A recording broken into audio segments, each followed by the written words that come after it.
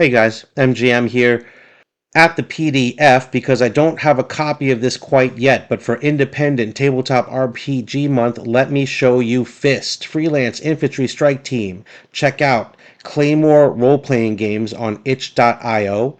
That's Claymore RPG on itch.io. If you want to play Paranormal Mercenaries, this game does it wonderfully. Go check them out. Remember independent tabletop RPGs, guys, and let's get on with the video. Hey everybody, Motley Jam coming at you today with a little bit of a homebrew slash world building video. And this is a video that I put together inspired mostly by my wife and by Jim Henson. I hope to make that a little clear as I go on here and explain how that came about. But today what I want to do is discuss one of the many small ways that you as a GM could help support the tone, the genre, the atmosphere of the world that you are running. These should be some tips that cross the boundaries of genres and hopefully will add that extra spice to a game to bring not only your world to life a little bit, but also allow you to be a little creative when you want to. Today I want to give some thoughts and considerations on how to use non-hostile creatures to help GMs looking to add that little bit of fantasy to the world that they're running. As always, take the things that I say here with a grain of salt. This is just stuff that I'm putting out there based on my personal experience and or things that helped me create and give a little bit of fun for my players. To give a little background, I recently watched The Dark Crystal with my players. And this was something they requested because they had never seen the movie before. And as I was watching it, I was looking in the background and was reminded how Jim Henson in a lot of his movies, especially the fantasy movies, use small creatures in the background just popping their head up here and there, scurrying across the screen, or otherwise not the main focus of the story, but in the background. And that really builds a world and draws into you wanting to explore what else might be around there. And I find that works really well in tabletop games too. If you have things in the background that you could point out that bring people in, it makes them want to look around more. And Jim Henson does a really good job of this. And that's just my opinion, of course. I don't feel I'm the only one that has that opinion by any means. But that's my opinion just, from watching his movies and loving him so much. But, check out The Dark Crystal or most of the fantasy stuff that Jim Henson does, and you'll immediately see what I mean if you pay attention to the background a little bit and see the different things that pop up that are curious or completely different. And that's not even to mention the stuff that's in the forefront that's just really creative and cool. That's one of the places I got this idea from. It's just those little mysterious little things in the background that really have no explanation. They're just there. They populate the world. And that's kind of what I'm hinting at here as well. Something that's just there, that populates the world, but is curious and it's different than what you would typically expect to see. Even though I'm suggesting a small addition to your game here, I'm going to look at this through the lens of three overlapping categories to break it down a little bit, to give you three different approaches to adding unique creatures into your world or to your current adventure. The first category we'll talk about will be mounts and or beasts of burden. The second category will be a look at pets. And the final category, we will look at unusual, rare to legendary level creatures.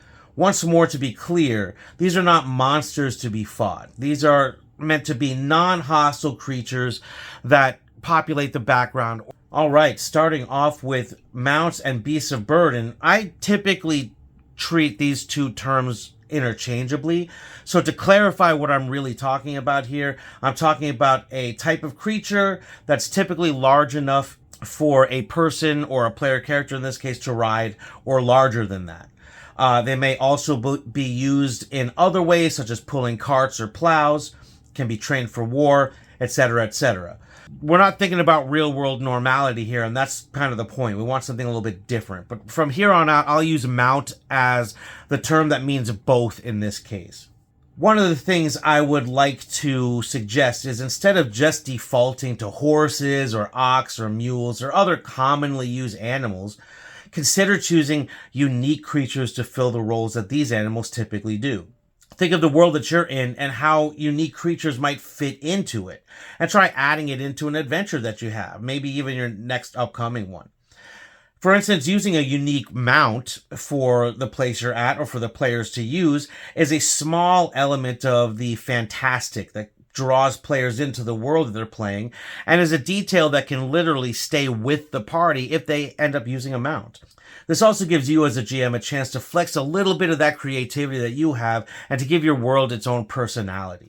If you're looking to throw a unique mount into your world, think about the type of creature you would want it to be. Is it still a mammal? Is it an insect, a reptile, something completely different? Think about what that is and how it might fit into the genre or theme that you're playing and the lore or the atmosphere of the world that you've created. If the creature is from the local environment, how did it fit into that local environment? If it's imported from somewhere else, how did it come to be where it's at? Does the creature have any special abilities considering the environment it's from? You really only need to add as much detail as you feel is necessary. I don't think there's really a need to over-prepare here. The complexity, of course, is always up to you, the creator. However, I would say try to keep it only to the necessary details and consider more the description of the animal than anything else. That's going to be the thing that really draws people's attention, is the description and or image you may choose or draw yourself or create in any other way. This is a chance for artist types to really flex their muscles here a little bit. If you're having trouble coming up with any of your own ideas, try asking the players about what mounts they think might be in that area and find the one you like and pick one of those. That's always fun for the players as well, to be able to contribute to the world that they're living in a small way that makes it meaningful and a little bit more fun and personal, and gives them a connection to the world that makes it easier for them to invest in what's going on. And that's just my experience. I might just be blessed with having a really great group. Now, my wife was a huge inspiration for this video, and while also being just the best thing that has ever happened to me in my life, she's challenged me to think outside of the box when it comes to mounts. In fact, horses don't even exist in my homebrew world because of her. I love you, babe. Thanks for your support and your patience with my addiction. I mean, my hobby. Thanks, love. Moving on to pets. Now, mounts and pets, they have a bit of an overlap with each other, and some of what I said about mounts will apply to the next two categories as well. But for pets, let's switch the focus more to a smaller creature here. So something smaller than what the PC could ride in this case. That's the focus, at least, of this. You can always adjust these definitions as you see fit, of course, and to what you expect your players to have for pets in your world. Personally, I always like the idea of a pet being more intelligent than a typical animal of its type. In this case, assume that a player character has a dog for a pet. That dog will be an intelligent dog, much more intelligent than a typical dog. I feel that this explains how the animal can follow commands as well as it does, and is able to form a bond with the player because of its intelligence and its understanding. This also explains why it will be able to do more than a typical animal would do on its own. At least in my mind. That's just the way I look at it. So I always like to give pets a little bit more intelligence than their counterpart. I also feel this lends to the idea that the pet should really have more of a sibling style relationship to the player character, and I really feel that's what players are really trying to get. So I try to encourage that kind of relationship rather than a master to pet situation. Now, you as a GM, of course, decide how you want to do that. I just find that the players have a lot more fun when they can treat their pet almost as a sibling. So again, I feel that's where a little bit more intelligence makes a little bit more sense and makes it a little bit more fun. I also tend towards the idea of a pet being more of an assistant with a specific skill. Like, think of, if you've ever watched the movie The Beastmaster, the little ferrets there were super stealthy and can steal stuff. Things like that are kind of what I'm leaning into here. That idea is a big generalization and really only can go so far if you tend to have a game that allows your players to have tigers or dragons as pets, which can be a really fun but completely different game. So just keep that in mind. Players and GMs, when you're talking about pets, if they're allowed in your game, talk about them at session 0 right away. Try to think about what makes sense for the current world, the genre, or the tone of the game that you're playing, and be as flexible as those things will allow. Consider the type of pet it is, and think of how the PC and the pet may communicate with each other. They might use body language, different sounds or gestures. They might be telepathic, or maybe the animal just can speak. Is it a combination of those things? Do they just understand each other? This part can really be fun and really define the relationship between the PC and the pet. So allow a little bit of fun here in how they're able to communicate with each other and how that pet is able to understand the PC as well. This also kind of throws back to why I like them having a little bit more of an intelligence in the game, because it explains how they're able to communicate. Now, GMs, it's up to you to really decide if you allow pets or not. And if so, what are the boundaries and limitations you want for them? Whatever you decide and however you do it, just be clear with your players about what your expectations and limitations are concerning pets. It's your world, remember that. Make sure that it makes sense for you. And if you do allow pets, try to be as much fun about it as you can, keeping it in the realm of what makes sense in your world. Let's talk a little bit about unusual, mysterious, and or wondrous creatures. In this context, I'm talking about creatures that fall outside of the realm of mounts and pets. Think of these animals or other creatures that populate the world in the background. They could be rare, they could be common, they could be myth and legend. Lean into the idea of odd, unusual, and strange here. I mean, there's really so many ways you can look at this. Creating unique creatures, reskinning an existing creature, or even taking a common creature and mutating it or tweaking it a little bit can add that bit of otherworldliness to an otherwise bland scene. And that's what fantasy worlds are really all about. So I'm not giving real specific examples here of creatures, but more of the idea of including them in your game here and there. It doesn't need to be overused here, but the goal really is to subvert the expectations and to give a little bit of surprise here and there. This is what interests the players in the world. What's around them? What else might be out there that's fantastic that I haven't seen before? These little bits of clues and hints really lets them know there's a fantastical world out there to be explored, more than just mundane trees and squirrels and things that they're used to seeing. Mystery here will be your friend, and actually not knowing a lot about a creature can be a strength. Especially for you as a GM, it's the curiosity that arises in players that encourages exploration. So I'm not suggesting that you necessarily have to create an entire animal kingdom or anything unless you really want to, but having at least a few unique, non-dangerous creatures that can draw that brief attention to the surrounding world is always a bonus. It really does elevate that game immersion, or at least that immersion in the world that they're in, and gives them the desire to run around and start looking around and seeing what else they can find. And that can lead to so many great adventures in and of itself, all from a creature that they never had to fight or even got to interact with. And I think that could be a lot of fun. So let's bring this all together. The possibilities really are limited here only to the GM's time, imagination, creativity, and desire. But it's really easy to lose focus or become overwhelmed because of how wide of a topic this can be. So here's some tips to help you keep that focus so that you can really add something into your world that gives it that personality that you want the players to see, and also draws them in and makes them curious about what else might be out there. One of the things to keep in mind is the world that you're in and the tone that you have in mind, and using creatures that support that. That is so important to really keep that tone in mind. If you want to go off tone, to be completely off the rails, of course, that's fine. But generally speaking, keeping the tone of what you want in mind, you can use these creatures to just enhance and support that. And it narrows down the focus for what you're really going to choose from as far as little creatures to sprinkle in here and there. Now, I strongly suggest that particularly unique or magical or even very powerful creatures should be extremely rare. You could also think about how a whimsically mysterious creature might fit into a local culture. Think about how that might fit into your world. How does this unique creature fit into the folklore and the stories that are told around fires in your world?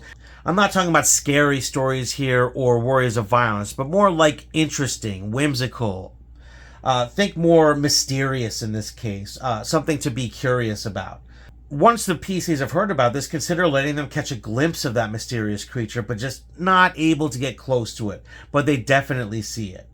Side note for you GMs here, this is an opportunity to possibly give some kind of temporary reward, or bane for that matter, if the sighting of this animal gives the player's luck or blesses them in some way, or vice versa. Use this as a way to also spice up the interest in what other kind of magical things are out there that they're not aware of, or that magic can be feared and go wrong very easily. That's up to you as a GM. And again, this is adjusted according to the tone that you're setting, but keep this as an opportunity. But as rare as those legendary creatures are, if something like this happens, it might be a once in a campaign thing, but it's still that one memory they're always going to look back to and remember how that happened, and that can be a lot of fun just by itself.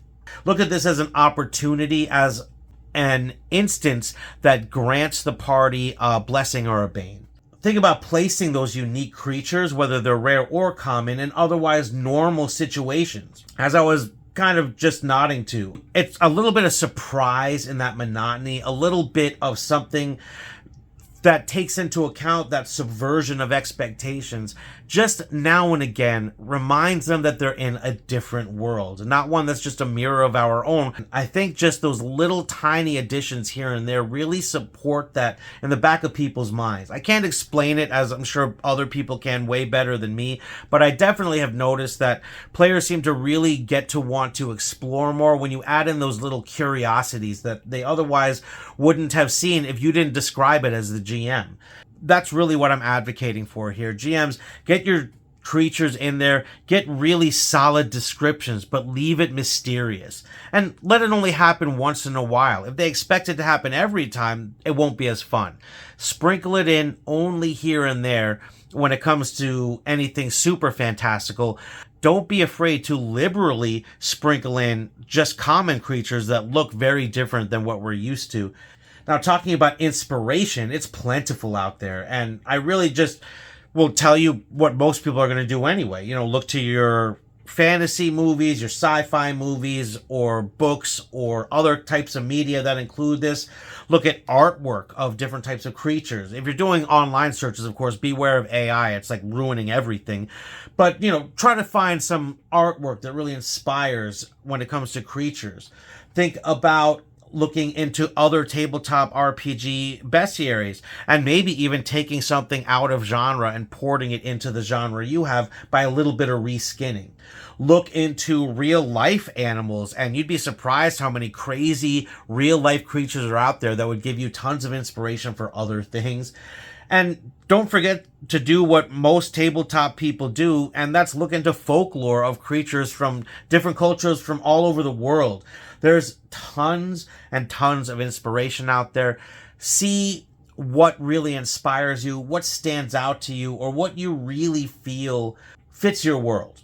Take that, write it down, or whatever it is you do to compile your thoughts together.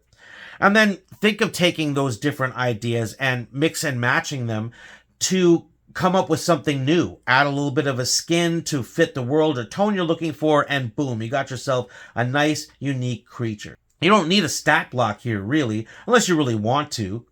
What you're really looking for is something odd, something different, something to catch the eye, something that you can describe that shows that the player is in a different world. And I'm probably beating that to death here, but that's really what I want to convey, is that this is a way to spice up your world.